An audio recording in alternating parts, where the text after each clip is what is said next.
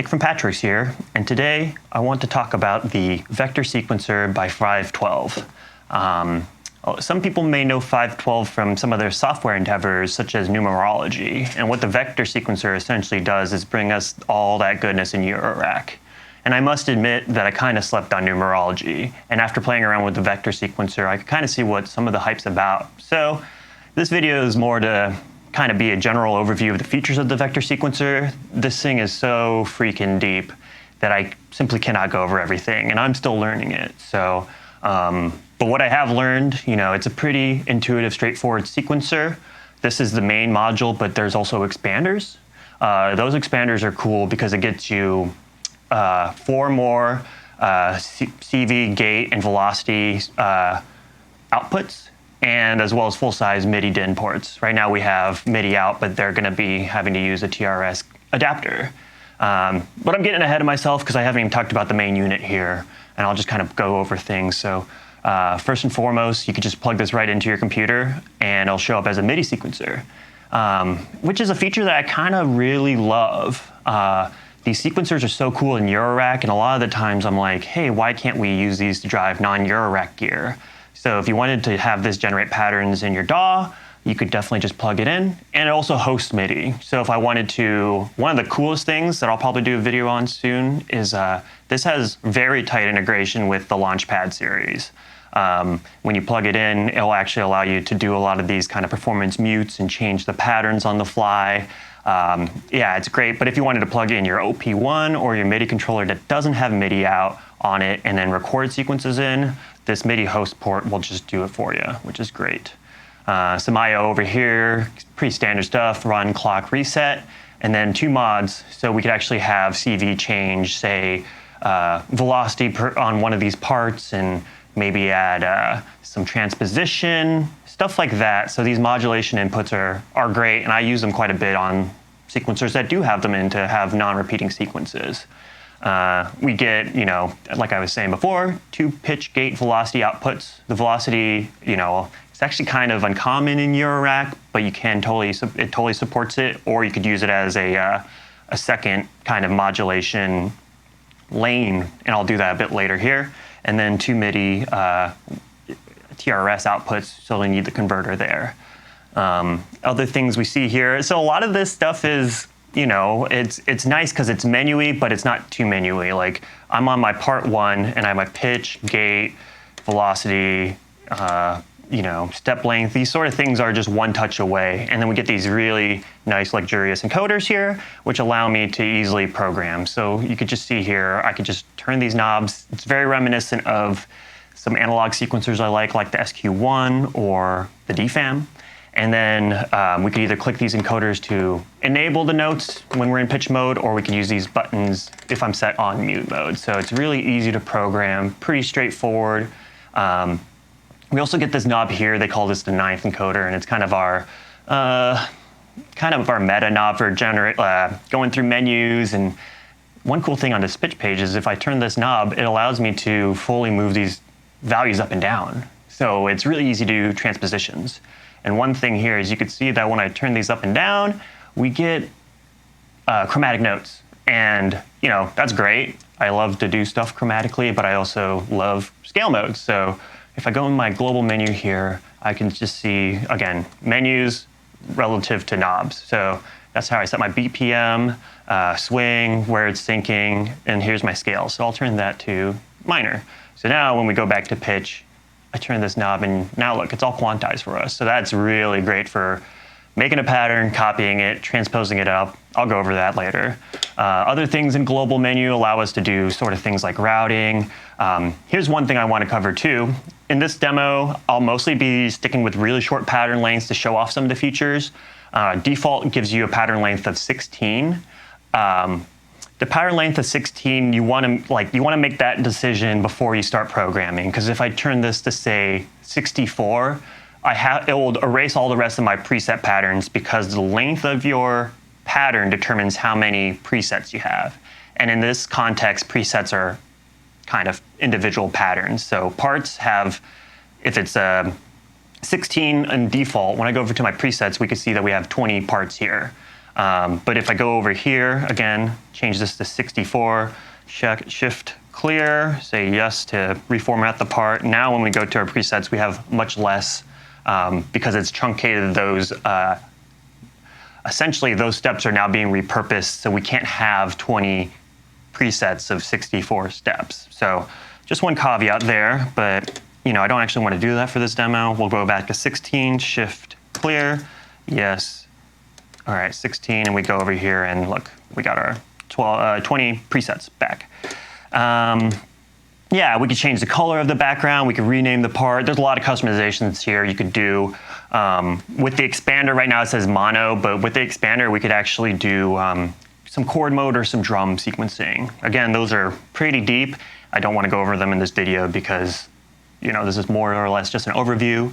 Yeah, we could change the name there, like I was saying, and some of the routing. So right now, like we have each project, we get 8 parts. And then you assign them to different CV outputs or MIDI outputs. And so that's what we would do in these pages. Again, pretty deep. I'm not going to go over it here too much. And then our parts. So when I'm doing this right now, part 1 is going to be Platts, and parts 2 is going to be the Bacillinus. And so when I'm on part 1, we'll see right here it says part 1. And if I want to change to part 2, I hit part, and then I go to click that to go to part 2. So now when we go back to pitch, it says part 2. So it's pretty easy to switch those parts on the fly.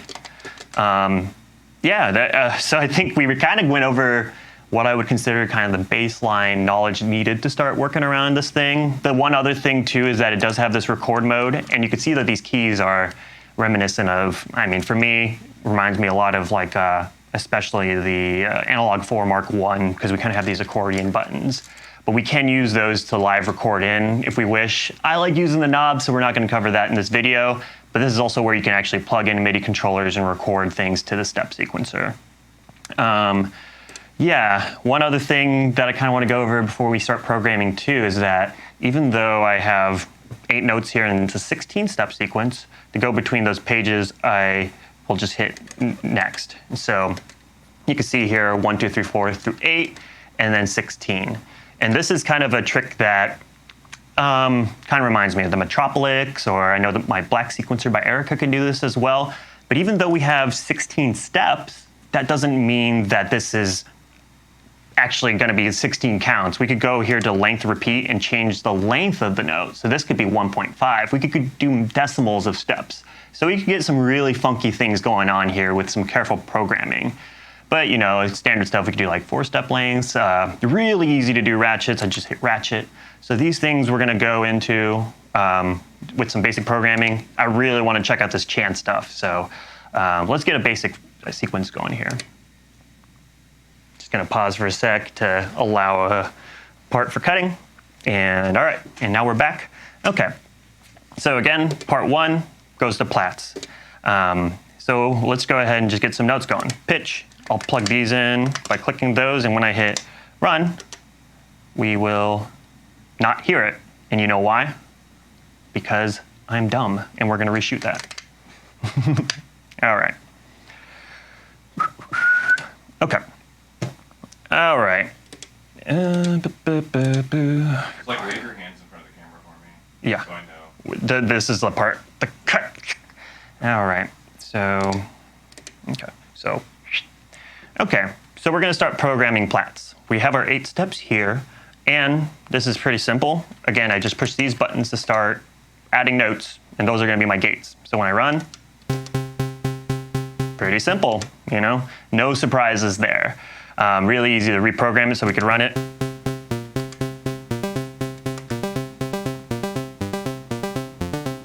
And this is, honestly, for me, one of my preferred ways to program stuff because, I like to have things kind of playing and I could hear them. I'm not very intentional about some of my programming, and this thing works really well for that.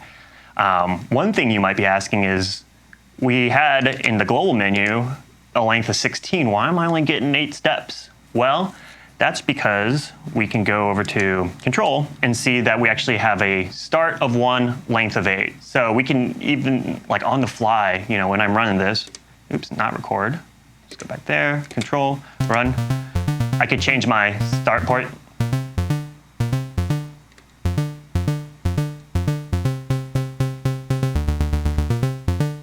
So already, I just plugged in something really simple. I'm just playing around with start and length, and we're getting cool new sequences, things that aren't repeating. So, you know, +1 in the column of, hey, this is a performance sequencer, and you're encouraged to play around with the settings.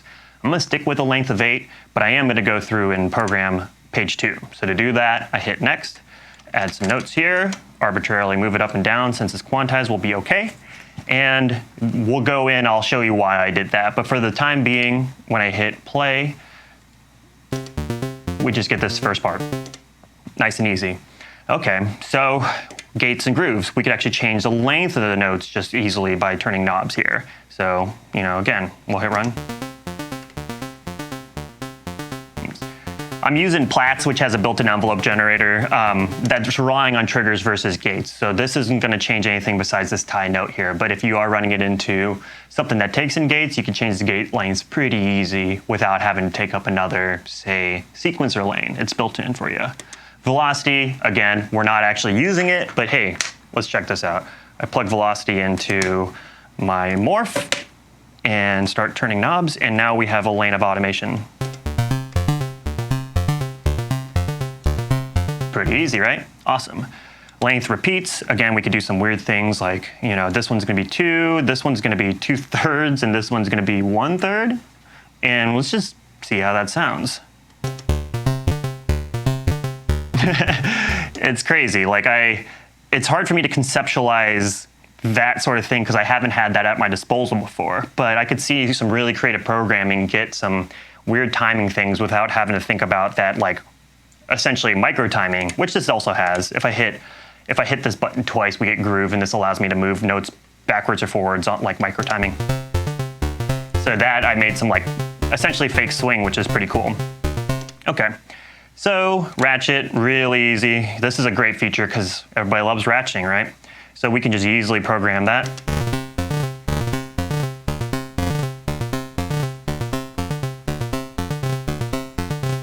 Easy. So chance, okay.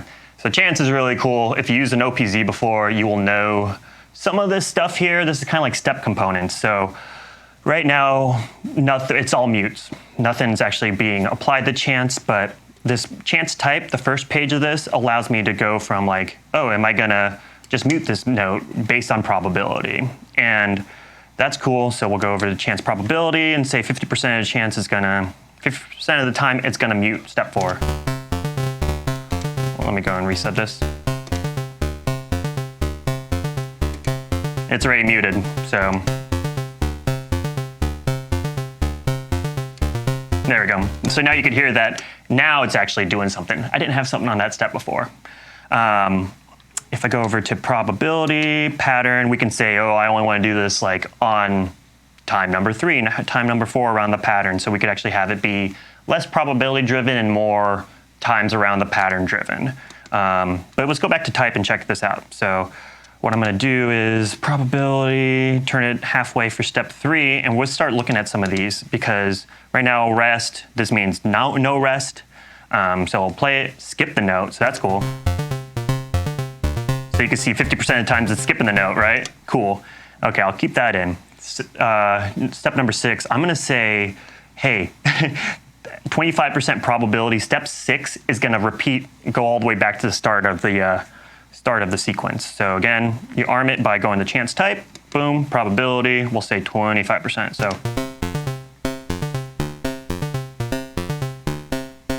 there you go. You saw that? It jumps back a step. So it's just like, I don't know, I love this because it's just 8 steps, but we're getting a lot of cool stuff here. So one last thing, we'll go to chance type.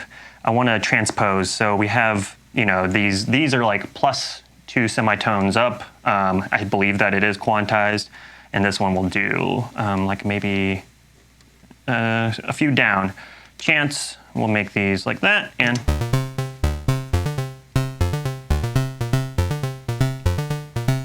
cool.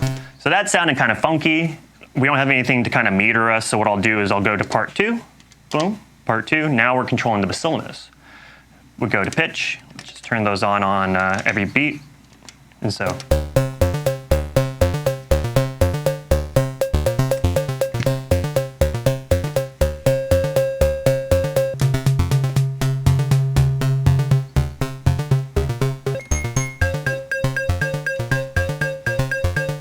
Cool, so that's sounding good to me. We have something that's keeping the beat. You know, this is more of a sequencer demo, so I don't have a full drum kit going here, but we'll use that as a rhythmic pinging because this is resetting, part one's resetting so sporadically in a weird way that's really cool, but because of that, we're losing where beat one is, and it kind of sounds random, so I want something to anchor that. So back to part one, we have our chant stuff going, rad, modulation. Okay, so this is where it gets really, really crazy, because each sequencer has two subsequencers, and subsequencers can target parameters that are based on sequencing. So these sequencers only get 8 steps, but default you get 8 steps, it's gonna go forward, and it's gonna change every beat. 1/4 is a quarter note when we're doing 16th notes. Right now parameters none, but I could say transpose, okay, and enable on. So what this is gonna do is the second sequencer is gonna transpose that first, is gonna transpose the sequence on pitch. And how do we program it? We hit modulation again, now we're on our subsequencer. So first beat, no transposition, second beat, no transposition, then 5, -6, 1, 5, -2. Let's hear how that sounds.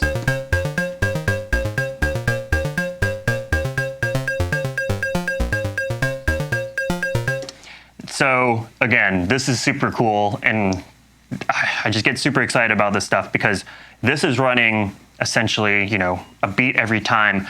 But because of our chants and these weird sequencers, you know, we're skipping forward, we're going back notes, stuff like that, now have this modulation sub-sequence overlay against something that isn't quite lining up. We're getting polymeters within a sequence using subsequencers. And so, man, that's just crazy, right? So let's take it one step crazier, hit modulation again. We have a second subsequencer. I'm gonna change the start point. Enable on, max 8, yeah, that makes sense. So min 0, max 8. So, you know, we went through and we reprogrammed that second set of notes. They weren't being hit at all, but with this new subsequences, they will. So let's use a different meter. Let's use, we'll use 1/2, so that's 2 quarter notes. Again, modulation. So, you know, halfway through, we're gonna jump up to step 4. Then we're gonna go up to step 5. And sure, just put these in randomly. This is how I like the program, right? So now let's see how this goes. So we can see how the sequence moves based on these LEDs.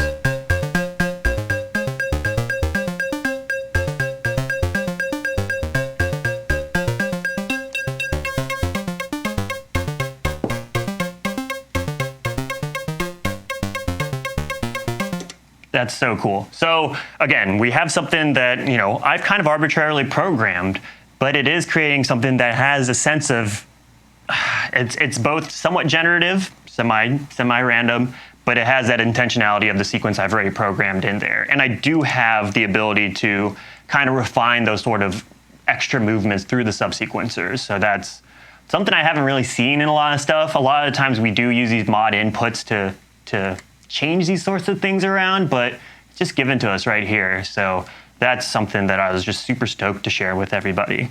Some last things here. Again, we could change the length through our sequencer control, some like timing. There's this generative mode. So this is like, they call it acid 1. I can't remember if they use tritones on a minor scale, but I'm gonna do that right now. I'm gonna show you how to copy and paste these presets. And create new variants. So we have this one. This is that bass line we were hearing before come out of Platts. This part's cool. I just hit Shift Duplicate, and in the newest spot, it actually just copies that over and creates a new preset. So when I hit Run, we're on that one. We still have that, right? So what I want to do is, I'm going to do 2 things here. I'm going to generate random things over time. So right now, this is a direct copy of A1. But if I go over to pitch and I hit Shift Gen, you can see that it changed some notes here based on that acid algorithm. So that's first generation. We go back here, duplicate, pitch, and then let's do it again. Boom, generate, more random notes. Go back over here, and we'll do it one more time. So, oops, didn't mean to do that. So what I'm gonna do, so I'm actually gonna clear that pattern. Go back to A2, duplicate, go pitch, and then we're gonna generate. Go back over here, we're going to duplicate and then generate. Boom. Okay. So now when we play this, we could bounce between our presets just by either clicking these in, or I'll show you where else you could change this.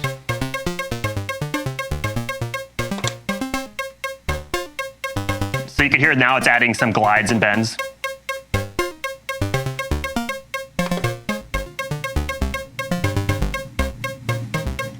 Cool.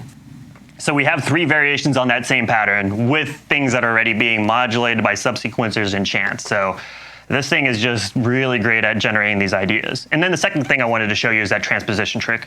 So right now, A1 is our original sequence. I'll do shift duplicate. So now we have like the non-generated sequence based on the acid stuff. Go over to pitch, and what I want to do is just tune this down. And it's like master tuning from transposition on here. So instead of a C, we'll make it, let's just do down an octave. So hold shift and twist this, and now everything's down 1 octave. Excellent. Go back over here, A1. We'll just do this a couple times. So, oops, hit the wrong page there. Shift 1, 2, 3. Okay. A6, pitch.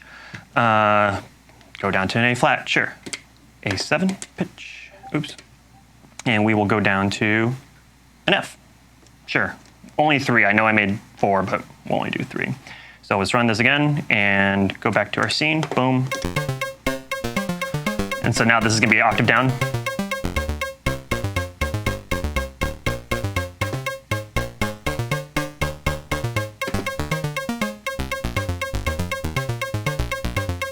Nice.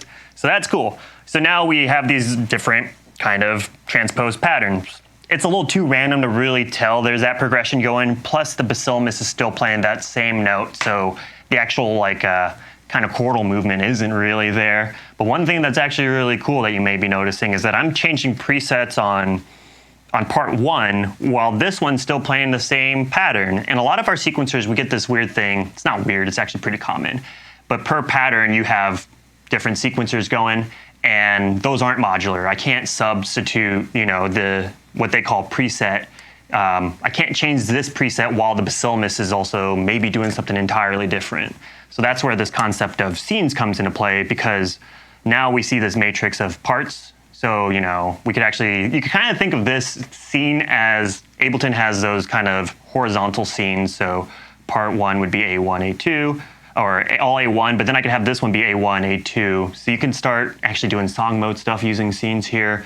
But what I want to really kind of emphasize is that these different parts can actually be playing different presets. They don't have to be in lock with each other. When you duplicate one, it doesn't duplicate the other. So if I go over to part 2, oops, I'm over at part 2 and pitch. So now we're on here, and when I go to my presets, we only have 1 preset. So let's do a couple of changes here.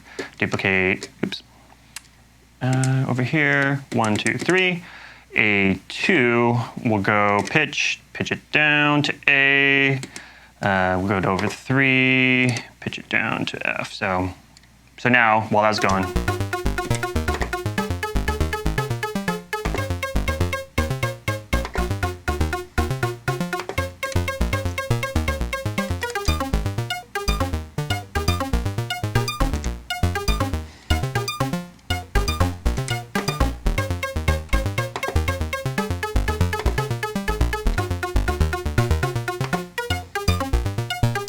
cool. Yeah, so you can just see right there on this new pattern, I already made like a chord progression, and on A4, I generated a new pattern. So, you know, this, it's just so cool because I can actually just jam on that. That's what I actually like to do with sequencers.